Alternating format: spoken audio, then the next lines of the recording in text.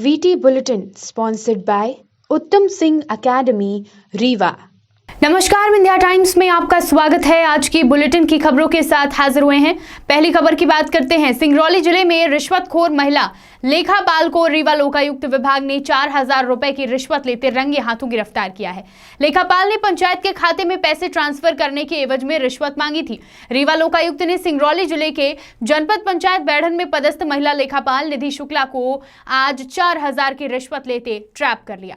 बताया गया कि निधि शुक्ला नाम की लेखापाल ग्राम पंचायत करामी में पीसीसी सड़क निर्माण के लिए स्वीकृत राशि पंचायत के खाते में डालने के एवज में 5% के हिसाब से 5,000 की रिश्वत मांग रही थी। शिकायतकर्ता ने 1,000 रुपए पहले दे दिए थे, लेकिन बाकी 4,000 की रकम आज देते हुए रंगे हाथों लेखापाल गिरफ्तार हो गई। लोकायुक्त के अधिकारी और फरियादी ने बताया कि पकड़ी गई महिला लेखापाल ने यह भी कहा था कि पूरा पैसा ऊपर तक देना पड़ता है। ये शिकायतकर्ता हैं श्री नंद कुमार पाल।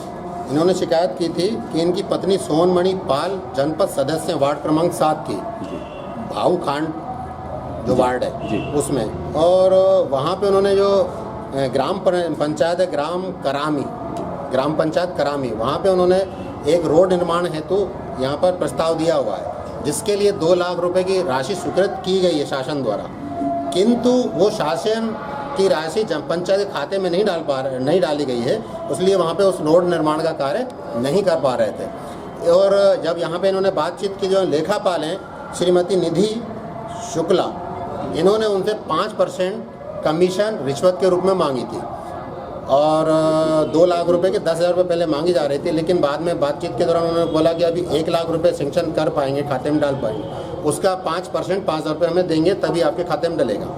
ऐसा उसकी शिकायत प्राप्त थी, जिसकी पुलिस अधीक्षक महोदय श्री गोपाल धाकड़ साहब लोकायुक्त रीवा संभाग, उन्होंने शिकायत का सत्यापन करा, जिसमें ये सही पाया गया कि रिश्वत की मांग की जा रही है 17 तारीख को। उसके बाद ये कार्य योजना तैयार की गई और आज पैसे देने गए, जिसमें से शिकायत सत्यापन के दौरान 1,000 रुपये उसने उसी दिन ले लिए थे। 4,000 रुपये आज लेते हुए रंगे हाथ ट्रेप किया गया। ग्राम पंचायत का कोई रोल नहीं है इसमें। ग्राम पंचायत को तो खाते में पैसे डालना था तो वो काम करवाते, जो कार्य होता है वो ग्राम पंचायत करवाती है।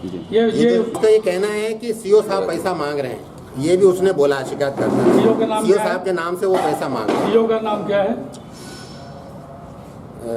सीओ साहब का नाम अभी हमें याद नहीं है। जी सर, मेरा नाम नंद कुमार पाल है जी।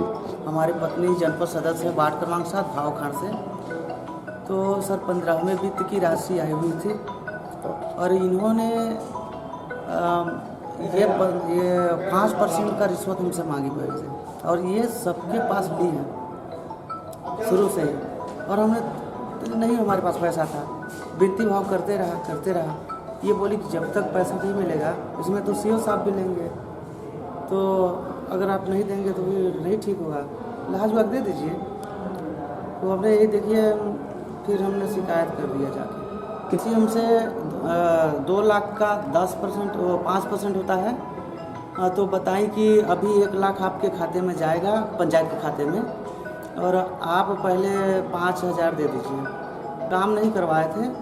ये 15वें वित्त की राशि है और ये पंचायत के खाते में जानी थी और जनपद सदस्य के माध्यम से जानी थी। तो मैडम हमारी लिख के लेटर पैड में दे दी थी यहाँ पे, और वो अनपढ़ होने के नाते हमें जो है, जब उनसे पैसे के लिए बात किया गया तो वो बोली कि भाई हम तो बात कर नहीं पाएंगे, हम अनपढ़ हैं, आप इन पर कार्रवाई करवाइए तो ठीक रहेगा।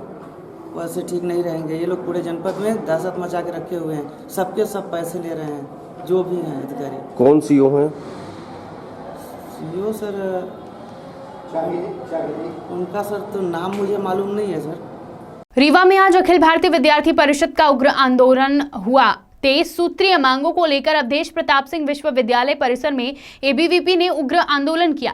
एबीवीपी के छात्रों का कहना है कि विश्वविद्यालय परिसर में कई शिक्षक शराब का सेवन करके आते हैं और पढ़ाने के बजाय छात्रों के साथ दुर्व्यवहार करते हैं। छात्र पहले भी कई बार प्रदर्शन कर चुके हैं, अपनी मांगों को पूरा करने की बात सामने रख चुके हैं, लेकिन अभी तक विश्वविद्यालय प्रबंधन ने कोई कार्यवाही नहीं की, जिस पर एबीवीपी ने आंदोलन का रास्ता चुना। प्रदर्शनकारियों के बीच और पुलिसकर्मियों के बीच धक्का रुकी भी हुई। छात्रों का यह भी आरोप है कि यहाँ दूसरे विश्वविद्यालय के मुताबिक फीस बेहद ज्यादा है और छात्रों को संबल, मेधावी जैसी योजनाओं का लाभ भी नहीं मिल रहा है। आज विश्वविद्यालय देशराज सिंह विश्वविद्यालय में एडी की नीति के छात्रों के द्वारा प्रदर्शन किया जा रहा था कुछ मांगों को लेकर, जिसमें काफ़ी छात्र एकत्रित हुए थे। उनकी कुछ विश्वविद्यालय प्रशासन से मांग थी, जिसको लेकर उन्हें विश्वविद्यालय का गेट बंद किया था और उग्र नारेबाजी कर रहे थे, जिनको जाकर समझाइश दी गई एवं विश्वविद्यालय के कुलपति और रजिस्ट्रार महोदय को अवगत कराया गया, जिन्होंने आकर छात्रों का ज्ञापन लिया और उसके बाद उन्होंने जो है मांग को पूरा करने का आश्वासन दिया है।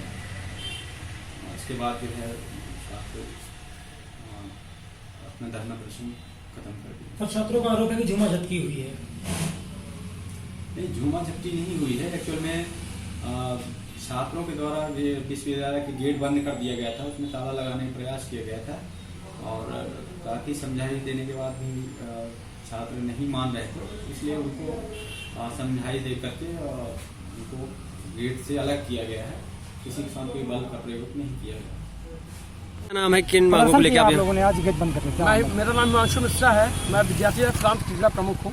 विद्यार्थी पर लगातार इनके साथ बैठ रही थी कि यहाँ पे जो विश्वविद्यालय की मांगे हैं, जैसे संबल योजना हो और भी जो इतना भ्रष्टाचार हो रहा था, स्पोर्ट्स डिपार्टमेंट में इतना भ्रष्टाचार हो रहा था, इतने सारे पेड़ कट गए, इन चीज़ों को लेकर विद्यार्थी परिषद हर समस्याओं को लेकर लगातार इनके साथ बैठ रही थी। ये किसी समस्या में लगातार कोई निराकरण नहीं कर रहे थे, जिसके खिलाफ विद्यार्थी परिषद आज इनके पास गई, ये देख विद्यार्थी चले गए। इसके बाद तब विद्यार्थी तत्काल जाके तालाबंदी की और विद्यार्थी परिषद ने अपनी मांग रखी कि जो स्पोर्ट में इतने सारे गड़बड़ी हुई, इसके खिलाफ विश्वविद्यालय में चढ़ार साहब हैं, वो उनके केबिन में फाइल रखी होती है, साइन नहीं करते हैं। प्रमोद गुप्ता है, छात्रों बदतमीजी करते हैं।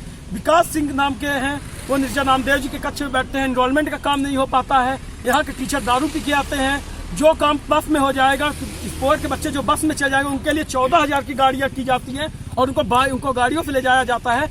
ऐसे तमाम मुद्दे हैं। संबल का छात्रवृत्ति तक महाविद्यालय में नहीं आया, संबल योजनाओं का लाभ नहीं मिल पा रहा है। इन तमाम मुद्दों को लेकर आज विद्यार्थी परिषद घेराबंदी की थी, तालाबंदी की थी और अगर 15 दिन के अंदर विश्वविद्यालय प्रशासन इस पर कोई कार्रवाई नहीं करती है तो विद्यार्थी परिषद इसके खिलाफ 15 दिन बाद अनिश्चितकालीन धरने पे बैठेगी और इससे उग्र आंदोलन करने के लिए बाध्य होगी।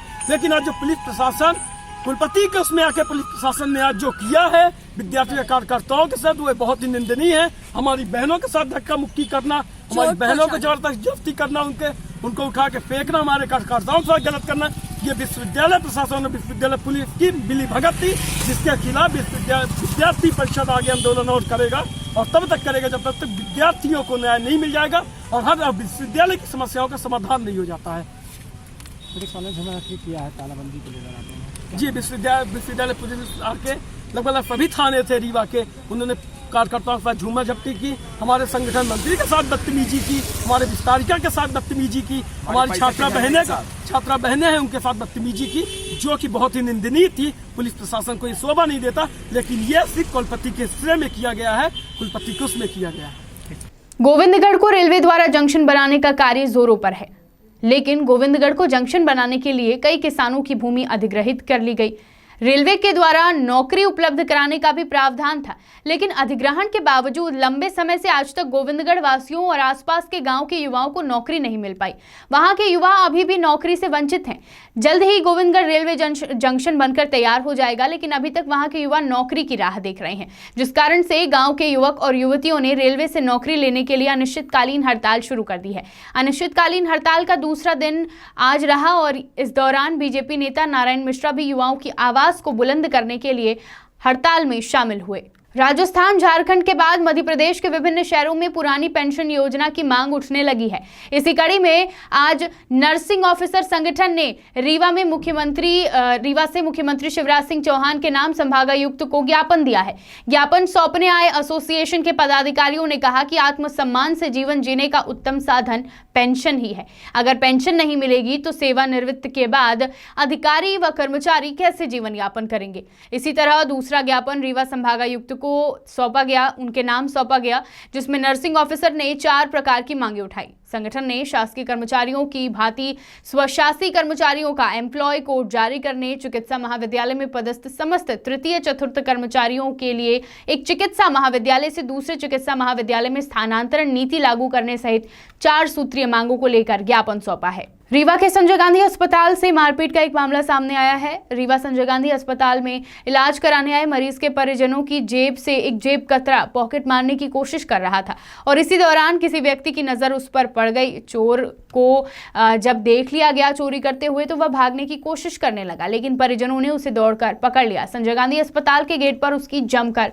पिटाई की गई। आपको बता दें कि अब यह वीडियो सोशल मीडिया पर वायरल हो रहा है। बता दें इससे पहले भी कई बार संजय गांधी अस्पताल में चोरी की घटनाएं हो चुकी हैं। एक संजय गांधी मारपीट का वीडियो वायरल हो रहा है, क्या था? सोशल मीडिया पर अभी एक वीडियो देखा गया है जिसमें एक व्यक्ति के साथ मारपीट हो रही है और उसमें प्रयास भी किया गया फरियादी से संपर्क करने का। अभी तक फरियादी हमको नहीं मिल पाया है। जैसे ही फरियादी मिलता है उसकी जांच करके और मामला पंजीबद्ध कर आगे कार्रवाई की जाएगी। सर, जानकारी आ रही कि युवा के पॉकेट मार रहा था, उस दौरान उसे इस तरीके के तथ्य अगर आएंगे तो उस पर कार्रवाई की जाएगी जांच करके। बात करते हैं बुलेटिन की आखिरी खबर की। आरटीआई मामले में सूचना आयोग के आदेश की अवहेलना करना सतना कलेक्टर को भारी पड़ गया। आयोग ने कलेक्टर के खिलाफ अनुशंसात्मक कार्यवाही किए जाने का नोटिस दिया है। इस मामले में आयोग ने कलेक्टर सतना को तलब करते हुए 11 मार्च की सुनवाई की तिथि नियत की है। राज्य सूचना आयुक्त राहुल सिंह ने सतना कलेक्टर के विरुद्ध अनुशासनात्मक कार्यवाही के लिए कारण बताओ नोटिस जारी किया है। आयोग ने पूर्व के आदेश में सतना कलेक्टर को आरटीआई आवेदक अंजलि आचार्य को 2000 रुपए देने के लिए आदेशित किया था, पर सतना कलेक्टर ने आयोग के आदेश की अवहेलना करते हुए क्षतिपूर्ति राशि अदा नहीं की और न ही कोई पालन प्रतिवेदन आयोग के समक्ष प्रस्तुत किया। मध्य प्रदेश फीस तथा अपील नियम 2005 के तहत क्षतिपूर्ति राशि अदा करने का आदेश संबंधित लोक प्राधिकारी के ऊपर बंधनकारी होता है। वहीं डबल बेंच हाईकोर्ट ने हाल ही में क्षतिपूर्ति राशि अदा करने क्या आयोग के निर्णय के पक्ष में फैसला देते हुए कहा कि आयोग के पास अधिकार है कि वे क्षतिपूर्ति राशि को बिना लोक प्राधिकारी को सुने आरटीआई आवेदक को दिलवाने का आदेश जारी कर सकते हैं। विंध्य की तमाम खबरें लेकर कल फिर हाजिर होंगे। बने रहिए विंध्या टाइम्स के साथ। बहुत बहुत धन्यवाद।